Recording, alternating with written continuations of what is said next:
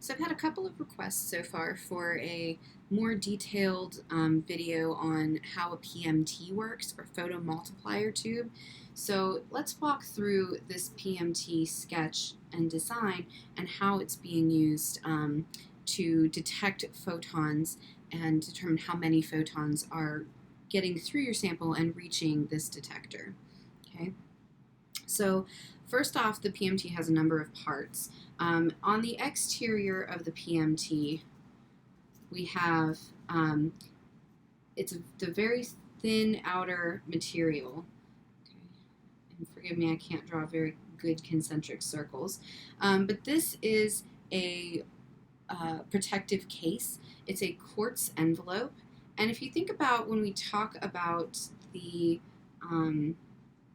cuvette selection, what kind of cuvette we'd want to do, we chose quartz for when we need the widest range of wavelengths to pass through. And what we don't want to have happen is that this protective casing that protects all of our internal parts of the PMT, we don't want that to actually end up filtering out or removing some of the light as it passes through.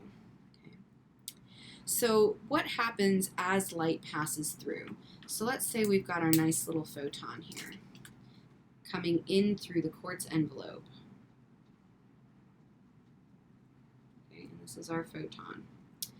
Once it gets inside the quartz envelope, the first thing it's going to do is it's going to reach a photoanode.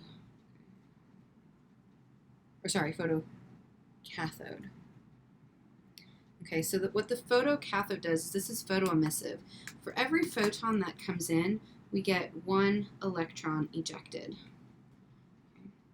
And now this electron is ejected from this photocathode, and it reaches it's kind of ejected and drawn with a potential difference to what we call a dynode. So this was our photocathode. And now we're going to draw it to a dynode. Not a diode, dynode. Okay, I see a lot of errors being made on that.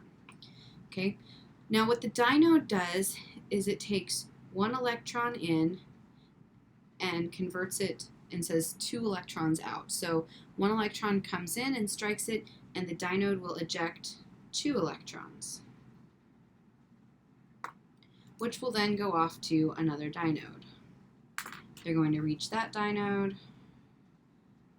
which will now, if 2 electrons come in here, 1, 2 in, we get 1, 2, 3, 4 electrons out, headed to another dynode, and so on and so forth. And we're going to use these dynodes to get what we call like a cascade of electrons. And how many dynodes we have depends on the instrument. But we're ultimately going to send these electrons back and forth around our PMT. And so by the time we get down here to our last dynode, we've got this whole cascade. So we had 1, 2, 4, 8, 16, 32, 64, 128, 256, 512, 1028. So we've got, 1,000. Now we're looking at, what is that, 2052, 2,052 electrons just in this particular dynode series. Okay. So what does it do at the end? The last thing that we do is we hit the anode. And what the anode does is all of these electrons that hit the anode are going to give a current. And the intensity of the current is going to be proportional to the number of photons that struck our cathode initially. So if you only have 1 photon come in, you would have a small amount of current. If you've got 5 photons that come in, you would have 5 times the current. Okay? If you have 500 photons coming in, well, you're going to have a much larger current then. Okay? So the wavelength of this photon does not matter.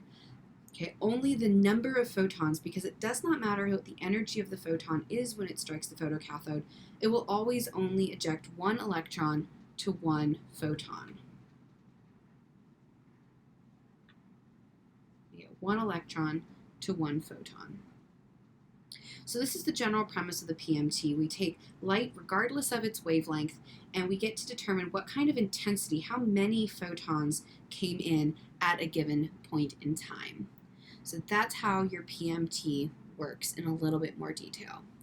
If you've got more questions, please let me know. I'm happy to expand upon this a little bit more in future videos or via email.